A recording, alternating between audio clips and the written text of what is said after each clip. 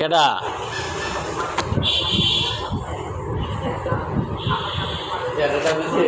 কয়টা বিয়ে করছো তুমি?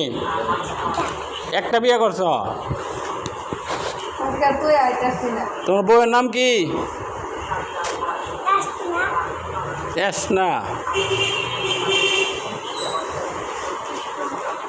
কত বছর হয়েছে বিয়ে করছো?